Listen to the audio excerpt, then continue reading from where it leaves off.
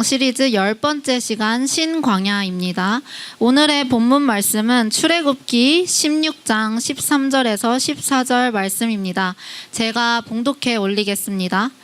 저녁에는 메추라기가 와서 진에 덮이고 아침에는 이슬이 진 주위에 있더니 그 이슬이 마른 후에 광야 지면에 작고 둥글며 서리 같은 것이 있는지라. 아멘. 네, 기도드리겠습니다. 하나님 아버지, 너무나도 우리를 이 자리 가운데 인도하여 주셔서 또 주님의 귀한 말씀을 듣게 하심에 너무나도 감사를 드립니다.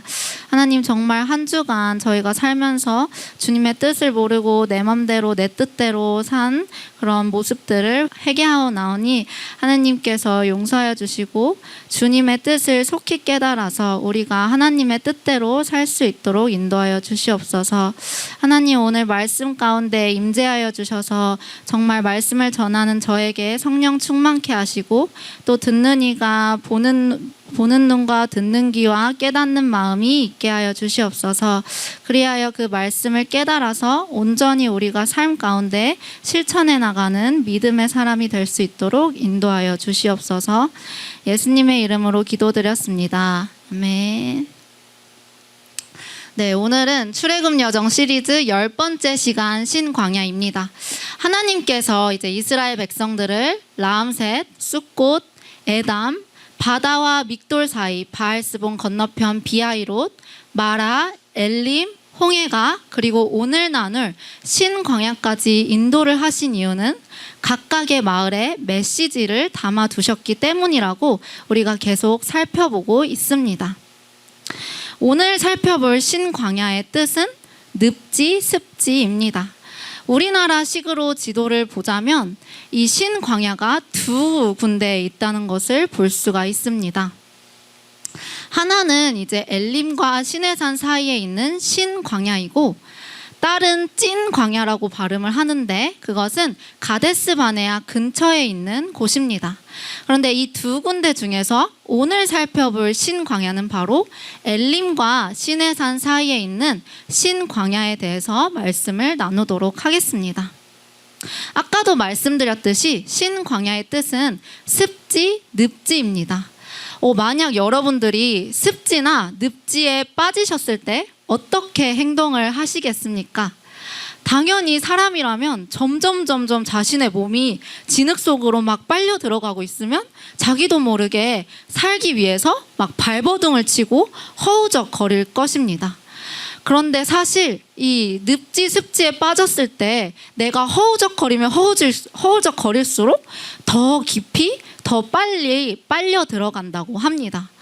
그러면 우리가 늪지 습지에 빠졌을 때 내가 할 수 있는 최선의 방법은 무엇일까요? 바로 에라이 모르겠다, 나는 이제 끝났나벼 하면서 내 마음을 비우고 침착하게 누우는 것이 제일 그나마 살아남을 수 있는 방법이라고 합니다. 그런데 내가 너무 깊이 빠져서 이제 누울 수도 없을 지경이면 엎드려서 나오는 모험을 하거나 또는 주위 사람의 도움을 요청을 해야 합니다. 이러한 위기의 상황에서 내가 침착함을 유지를 하고 대처하는 방법을 미리 알고 있어야 그나마 살아남을 수 있는 것입니다. 그런데 사실상 이 늪지나 습지에 빠졌을 때 혼자 나오는 것은 사실 거의 불가능하고 누군가 도와주지 않으면 나는 그 진흙 속에 있는 거머리라든지 곤충 등에 의해서 피가 빨리거나 또는 결국에는 굶주리거나 지쳐서 죽을 수밖에 없는 상황을 맞이한다고 합니다. 우리 신앙인들도 사실 신앙생활을 하면서 늪지나 습지에 빠질 때가 있습니다. 그럴 때 내가 내 힘으로 어떻게든 살아보겠다고 허우적거리면 허우적거릴수록 더더더 깊은 수렁에 빨려 들어가기도 합니다.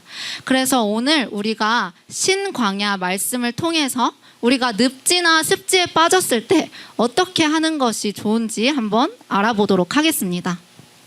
먼저는 이제 이스라엘 상황을 한번 살펴보도록 하겠습니다. 이들이 신광야에 이르렀을 때가 출애굽을 한 지 약 한 달 정도가 지난 시점이었습니다. 그런데 이들이 신광야에 이르렀을 때 먹을 양식이 뚝 떨어지게 된 것입니다. 왜냐하면 이들이 출애굽할 당시만 해도 한 달 정도면 가나안 땅에 갈 수 있지 않을까라고 생각을 해서 딱 한 달치 양식만 챙겼기 때문입니다. 그런데 한 달이 지났는데도 아직도 이들이 광야에 있다 보니까 이제 먹을 양식이 뚝 떨어지게 된 것입니다. 사실 이 양식이 떨어졌다는 것은 오늘날의 양식이 떨어진 거랑은 좀 사뭇 다른 상황입니다. 왜냐하면 이들은 단순히 배고픔의 문제가 아니라 정말 죽느냐 사느냐 생사의 갈림길에 있는 문제이기 때문입니다. 왜냐하면 이곳은 먹을 것이 하나도 없는 광야 한가운데, 사막 한가운데이기 때문입니다. 이처럼 이스라엘 백성들이 자기 딴에는 자신의 계획을 세우고 열심히 한 달치 양식을 챙겼지만 그것이 하나님의 시험과 하나님의 고난 앞에서는 정말 아무것도 아님을 우리가 알 수가 있습니다. 그리고 인간이 자기가 철저히 준비한다고 계획을 세우고 그 계획대로 준비를 한다고 해도 결국에는 모든 것이 하나님의 계획대로 흘러간다는 것을 볼 수가 있습니다. 그렇다면 만약 여러분들이 이러한 이스라엘 백성들의 상황처럼 광야 한가운데에 있는데 이 먹을 양식이 없다면 여러분들은 어떻게 하시겠습니까? 말로는 생각으로는 우리가 하나님이 있으시니까 내가 믿음을 가지고 하나님께 기도하고 기다려야지 라고 쉽게 생각을 하겠지만 막상 그런 위기의 상황에 다가오게 되면 우리는 인간의 지혜를 의지를 하고 눈에 보이는 것들에 의지를 하게 됩니다. 그래서 이스라엘 백성들은 하나님께서 그동안 정말 많은 은혜를 행하셨잖아요. 홍해도 가르시고 애굽에서 10가지 재앙을 보이시고 또 마라의 쓴물을 단물로 바꿔주시기까지 하셨는데도 이스라엘 백성들은 이 상황 가운데 하나님을 의지를 하는 것이 아니라 눈앞에 보이는 지도자인 모세와 아론을 의지를 하면서 그들에게 원망과 불평을 하는 것입니다. 어떻게 원망과 불평을 하냐면 우리가 애굽 땅에서 그때는 참 배부르고 좋았는데 너가 괜히 우리를 이 광야 가운데 인도해내어서 우리를 다 배고파 죽게 하는구나 라고 원망과 불평을 하는 것이죠. 사실 이스라엘 백성들이 애굽 땅에 있을 때 그들은 노예 신분이었거든요. 그래서 그들은 전혀 뭘 배부르게 먹지를 않았어요. 그런데도 자신의 과거를 미화하면서까지 이 모세와 아론에게 원망과 불평을 하는 것입니다. 이렇게 이스라엘 백성들은 모세와 아론을 원망을 했지만 하나님께서는 이들에게 너희들은 하나님을 원망했다라고 말씀을 하십니다. 왜냐하면 하나님께서 모든 사람과 모든 상황과 환경을 주관하시지 모세는 단지 하나님의 도구, 즉 심부름꾼에 불과했기 때문입니다.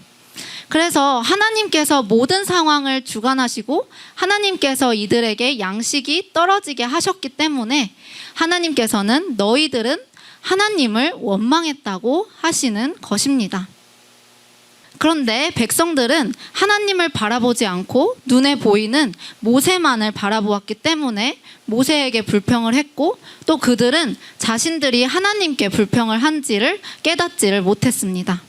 우리도 마찬가지로 하나님을 따라가다 보면 이러한 늪지, 습지의 상황에 빠질 때가 있습니다. 나의 상황이 뭔가 불만족스럽거나 수고스럽다고 느낄 때가 있는 것입니다. 그럴 때 우리는 보통 어떻게 하냐면 어떤 사람, 나를 힘들게 하는 그 사람이나 또는 내가 처한 그 상황이나 환경을 원망하거나 불평을 합니다.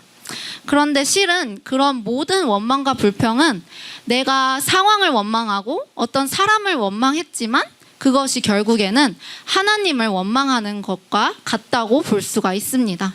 왜냐하면 하나님께서는 모든 사람의 마음과 모든 상황과 환경을 주관하시는 분이기 때문입니다. 제가 쉽게 예를 들어서 제가 교사다 보니까 이제 이 예를 드는 건데 그 교사가 열심히 이제 수업을 준비해서 학생들에게 수업을 했어요. 그런데 학생이 그 수업이 마음에 안 들거나 좀 힘들어요. 그래서 그 학생이 수업에 대해서 막 불평을 해요. 그러면 그것은 결국에 그 학생은 수업을 원망하고 불평한 거지만 그 수업을 준비한 선생님께 원망을 한 것과 마찬가지인 거잖아요. 그것과 같이 하나님께서 우리의 모든 삶을 이미 세팅해 놓으셨고 다 계획을 하셨는데 그것에 대해서 내가 불만족스럽거나 원망을 한다는 거는 그렇게 내 모든 삶을 계획하신 하나님께 원망을 한 것과 마찬가지라는 것입니다. 제가 이 말씀을 준비하면서 깨달은 게 내가 무심코 한 그 원망과 불평들이 사실은 하나님께 한 그런 원망과 불평이구나 라는 것을 어느 정도는 이제 깨닫게 되었습니다. 그래서 제가 언제 원망과 불평을 했냐면 처음에 일산에 발령이 났을 때 저도 모르게 제 마음속에 원망과 불평의 마음이 있었습니다. 왜냐하면 실컷 교회와 가까이 다니려고 경기도에 이제 지원을 하고 하나님께서 그렇게 나를 인도를 하셨는데 막상 이제 발령지를 보니까 교회랑 거의 한 왕복 3-4시간 정도 떨어진 일산에 발령이 났기 때문입니다. 그래서 왜 하나님께서 나를 이곳에 인도를 하셨나라는 생각을 했었습니다. 그런데 사실 전혀 원망과 불평할 게 없었던 게 하나님께서는 그런 고난과 시험을 주시기 이전에 이미 나에게 너무 많은 은혜를 베푸셨고 또 내가 그 고난과 시험을 통해서 오히려 나에게 복을 주시는 그 하나님을 제가 경험을 하게 되었습니다. 제가 그 주일, 수요일, 토요일 이렇게 교회를 먼 거리를 다니는 것을 하나님께서는 그 노력을 허투루 여기지 않으시고 정말 10배, 100배의 편안함을 저에게 주셨습니다. 특히 학교 생활에서 너무나도 편하게 저는 생활을 했는데요. 너무나도 많지만 그 중에서 몇 개만 소개를 하자면 저는 정말 심하게 학부모가 민원을 건 적이 없었고 또 어떤 학생이 심하게 다쳤다거나 또는 학생끼리 막 몸싸움이 난 적이 한 번도 없었습니다. 그리고 저희 반에 그 ADHD 약을 먹는 학생이 있었는데 그 학생이 왜 이렇게 잘하지? 너무 바르고 수업 태도도 좋고 예의도 바른 거예요. 그래서 얘가 왜 약을 먹을까 하는 의아한 학생이 있었는데 그 학생이 올해 들어서 상태가 심각해져서 다시 이제 상담을 받는다는 소문을 듣게 되었습니다. 그리고 저희 반에 그 선생님 물건을 훔칠 정도로 도벽이 심한 학생이 있었는데 그 학생이 아니나 다를까 3월에도 도벽을 하고 4월에도 도벽을 하는 거예요. 그래서 이걸 어떻게 가르쳐야 될까라고 고민만 하다가 그 친구를 어영부영 하다가 제대로 지도를 하지 못하고 그냥 넘어갔는데 4월을 이후로 한 번도 도벽을 하지 않은 것을 체험을 했습니다. 또 올해도 정말 제가 3월 달에 올해 배정된 학생들을 보고 너무 착하고 너무 순한데 왜 이렇게 공부를 못할까라는 생각을 했었거든요.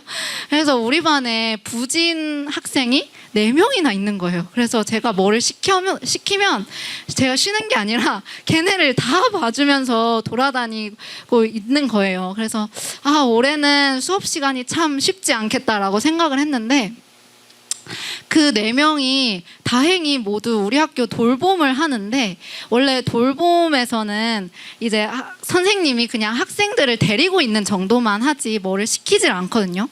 근데 그 돌봄 선생님께서 의욕이 넘치셔서 학생들에게 그 부진 학생들에게 숙제를 엄청 내고 아이들이 막 쉬는 시간에도 숙제해야 된다면서 수학을 막 하고 받아쓰기도 막 10번씩 쓰고 있는 거예요. 그래서 이번에 사실 덧셈 뺄셈이 이제 학생들이 제일 어려워하는 부분인데 그 부분을 하는데 이 부진 학생 4명이 원래 이제 학생들보다 더 잘하고 선생님 너무 쉬운데요 라고 할 정도로 이미 훈련이 많이 되어 있어서 참 편했던 기억이 납니다. 이처럼 이렇게 하나님께서 우리에게 고난이나 시험을 주실 때가 있고 나의 삶을 좀 수고스럽게 만드실 때가 있어요. 그렇지만 그것이 너무 은혜인 게 그 고난과 시험을 통해서 내가 훈련받고 내가 하나님께서 원하시는 대로 하게 하나님께서 만드시고 또 결국에는 정말 복된 길로 또 형통한 길로 인도하시기 때문에 전혀 우리가 하나님께 불평하거나 원망할 게 없는 것입니다. 그것이 우리가 지난 시간 홍해가에서 살펴봤던 진정한 쉼과 안식인 것이죠. 이스라엘 백성들도 마찬가지로 그들이 전혀 하나님께 불만할 게 없었던 게 결국에는 하나님께서는 이들을 완전하게 만드시려고 이렇게 고난을 주신 거고 또 적과 꿀이 흐르는 가나안 땅으로 인도하셔서 엄청난 복을 누리게 하시려고 했기 때문에 이들이 전혀 불평과 원망을 할 필요가 없었던 것입니다. 이렇게 이스라엘 백성들이 하나님께 원망과 불평을 했지만 하나님께서는 당장 이들을 징계하시지 않으십니다. 대신에 모세를 통해서 너희가 나 하나님을 원망함을 들었다고 3번이나 말씀을 하시면서 이들에게 경고를 하십니다. 그게 출애굽기 16장 7절, 8절, 9절에 나타나 있는 것이죠. 7절에도 여호와께서 너희가 자기를 향하여 원망함을 들으셨다. 또 8절에도 여호와께서 나를 향해서 너희가 원망하는 그 말을 들으셨다고 하고 9절도 마찬가지로 쓰여 있는 것이죠. 이렇게 하나님께서는 아직 이들이 훈련이 덜 됐기 때문에 당장 징계하지 않으시지만 그 다음 기착지인 르비딤에서는 이들이 또 원망과 불평을 하자 이제 아말렉 족속을 들어서 그들을 징계하시는 것을 봅니다. 그래서 이제 하나님께서는 이제 배고파서 죽을 지경인 이들에게 아침에는 만나를 내리시고 저녁에는 메추라기를 주십니다. 대신 조건을 두시는 겁니다. 첫 번째, 너희들은 먹을 만큼만 거두어라. 매일 거둘 건데 먹을 만큼만 거두라는 것입니다. 대신에 이제 안식일 전날에는 2배, 즉 갑절로 거두라라고 말씀을 하셨습니다. 그래서 이들은 이제 한 사람당 1오멜 정도를 거뒀는데 하나님께서 얼마나 풍족하게 주셨는지 이 1오멜은 보리 한 묶음의 단위라고 하는데 이게 약 2.2리터의 고체량이라고 해요. 그러니까 우리가 2리터 우유곽을 생각하면 좀 쉬운데 그 정도로 풍성하게 양식을 많이 주셨다는 것을 알 수가 있습니다. 이스라엘 백성들이 이렇게 하나님께서 먹을 만큼만 거두라고 했는데 순종하는 것은 참 쉽지 않은 일이었을 것 같아요. 왜냐하면 사람이 한번 목마르거나 배고프면 자기도 모르게 막 음식에 대한 욕심이 엄청 생기잖아요. 그래서 이들에게도 정말 순종하기가 참 어려웠을 것 같은데 이스라엘 백성들은 이 첫 번째 조건에 순종을 합니다. 여기까지는 너무 좋았어요. 그런데 하나님께서는 2번째 조건을 말씀을 하십니다. 바로 너희가 그날 거둔 양식은 그날 다 먹고 아침까지 남기지 말라는 것입니다. 그런데 여기서는 이제 이스라엘 백성들이 2부류로 나뉘기 시작합니다. 한 부류는 그날 정말 하나님의 그 조건대로 하나님께서 말씀하신 대로 그날 양식을 전부 다 먹고 남은 것을 버린 사람들입니다. 이들은 한편으로는 좀 불안하긴 했을 거예요. 왜냐하면 내가 있는 곳은 이 광야여 내일 양식은 없지만 일단은 다 먹고 버리리라 라고 마음을 먹어야 됐기 때문입니다. 그런데 이들은 하나님에 대한 그 신뢰가 있었기 때문에 그 믿음 가운데서 그래 하나님이신데 나에게 다음 날에도 양식을 먹이시고 나를 입혀주실 거야 라고 생각을 했기 때문에 평안히 조용히 잠자리에 들려고 노력했을 것입니다. 또 그 불안한 그 본능을 억누르면서까지 그들은 순종을 했을 것입니다. 또 다른 부류는 불순종을 한 부류인데 이들은 다음 날을 위해서 양식을 조금이라도 남겨둔 사람들일 것입니다. 너무 불안하잖아요.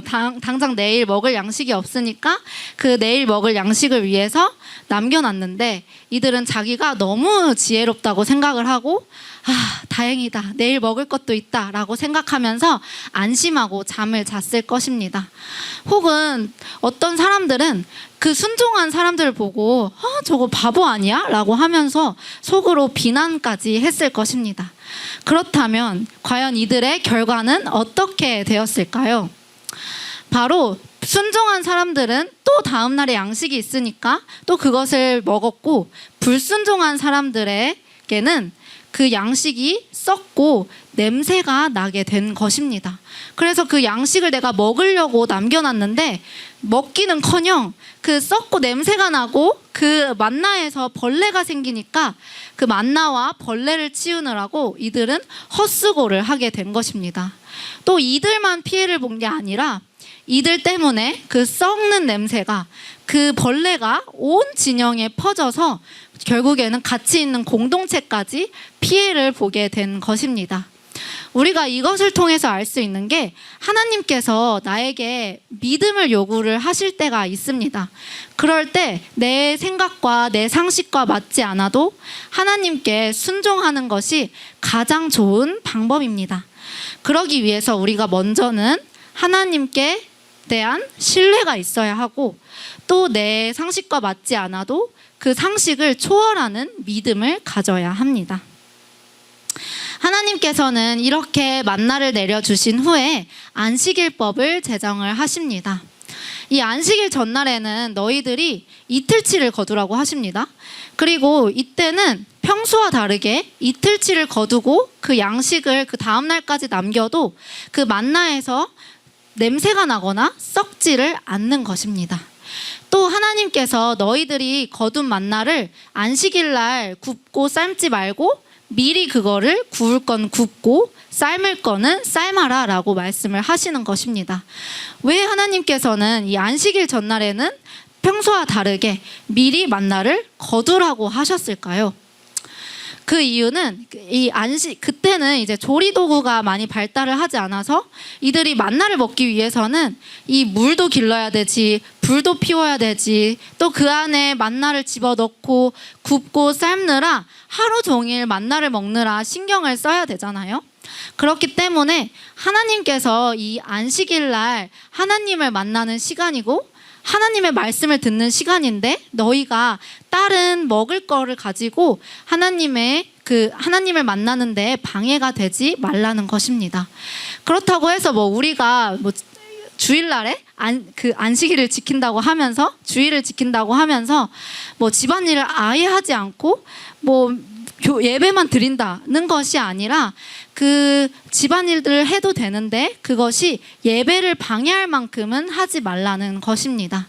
그리고 이제 이사야서 말씀을 보면 너가 안식일, 오늘날 주일이죠. 그 날에 너의 발을 금하여 내 성일에 오락을 행하지 아니하고 안식일을 일컬어 즐거운 날이라 여호와의 성일을 존귀한 날이라고 여기고, 너가 한마디로 주일 예배를 존귀하게 여기면, 그리고 네 길로 행하지 아니하면 너는 여호와 안에서 즐거움을 얻을 것이고 내가 너를 땅의 높은 곳에 올리겠다라고 하나님께서 약속의 말씀을 하셨습니다.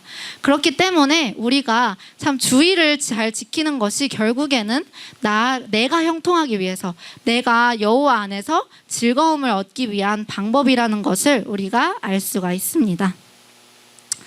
그렇다면 이들에게는 하나님께서 만나를 내려주셨지만 오늘날의 만나는 과연 무엇일까요? 이스라엘 백성들은 만나를 통해서 육신의 굶주림을 해결을 했지만 오늘날의 만나는 바로 예수님의 말씀, 하나님의 말씀입니다. 그래서 우리가 하나님의 말씀을 통해 내 영이 자라나고 내 영의 양식을 매일마다 먹어야 된다는 것입니다.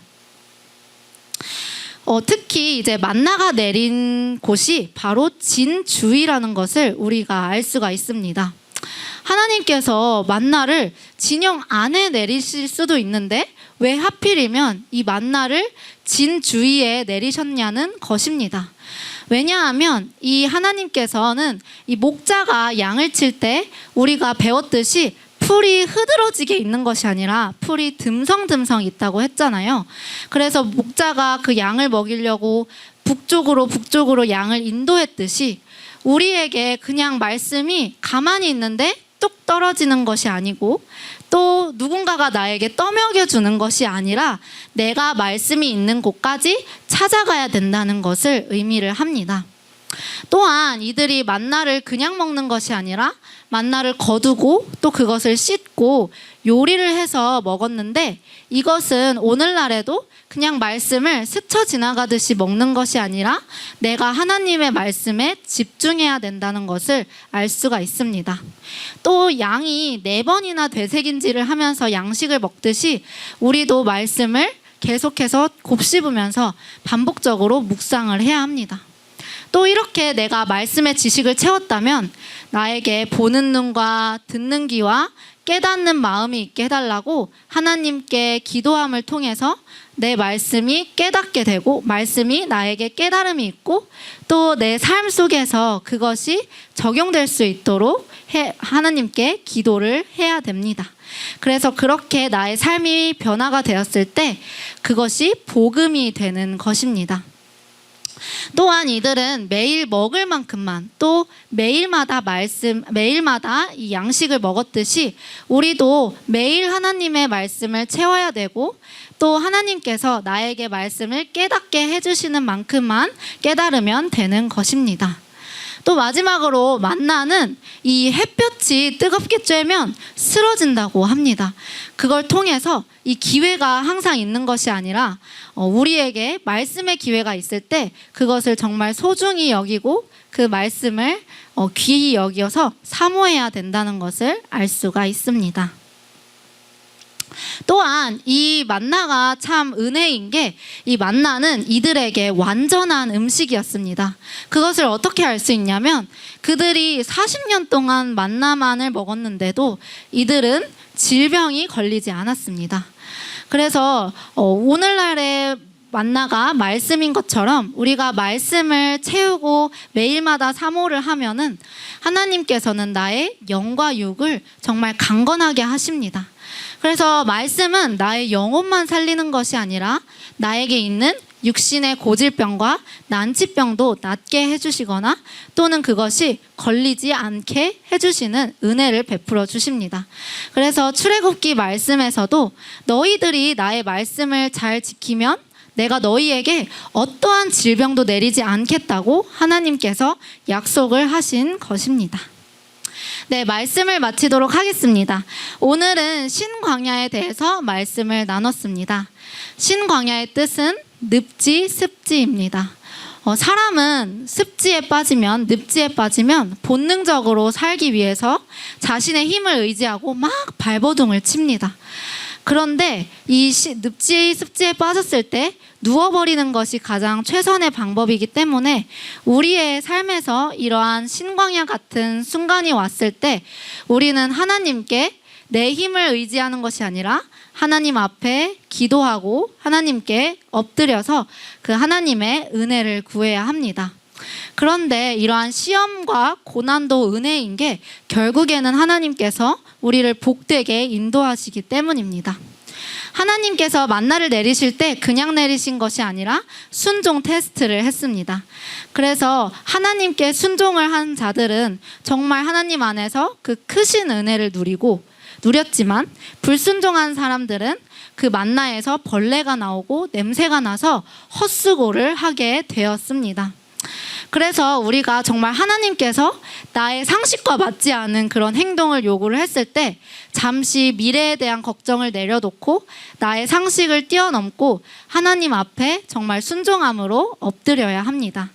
저는 여기 계신 모든 분들이 그런 고난의 상황에서 자기의 힘을 의지하는 것이 아니라 자신을 비우고 하나님의 은혜를 구하며 하나님께서 내 모든 것을 책임져 주시겠지라는 신뢰와 믿음으로 주님과 동행하는 삶을 살았으면 좋겠습니다.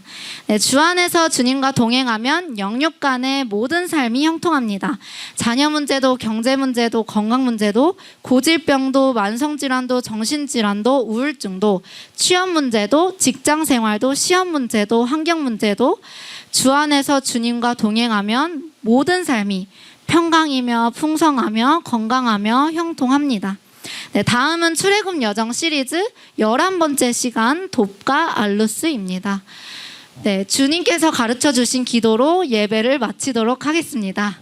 하늘에 계신 우리의 아버지여, 이름이 거룩히 여김을 받으시오며 나라에 임하시오며 뜻이 하늘에서 이루어진 것 같이 땅에서도 이루어지이다. 오늘날 우리에게 일용할 양식을 주시옵고 우리가 우리에게 죄 지은 자를 사하여 준 것 같이 우리의 죄를 사하여 주시옵고 우리를 시험에 빠지게 하지 마시옵고 다만 악에서 구하시옵소서. 나라와 권세와 영광이 아버지께 영원히 있사옵나이다. 아멘.